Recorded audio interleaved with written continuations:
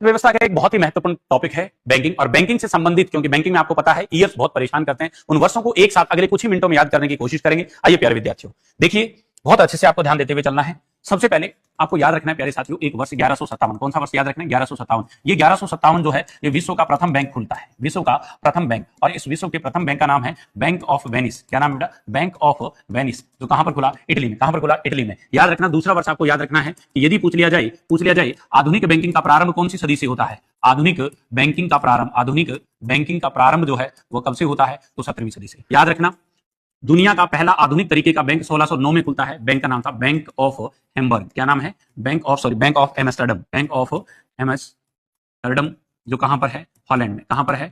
Holland में। आपको याद रखना है। उसके बाद याद रखना, दूसरा ऐसा बैंक इसी परिपाटी का 1619 में खुला, बैंक ऑफ हैम्बर्ग। क्या नाम है? Bank of Hamburg. और ये बैंक ऑफ हैम्बर्ग जो है ये जर्मनी में खुलता है। कहां पर? जर्मनी में। 1964 का वर्ष याद रखना है, 1964। याद रखना, बैंक ऑफ इंग्लैंड। कौन सा? बैंक ऑफ जो इंग्लैंड है ये आपको संभवतः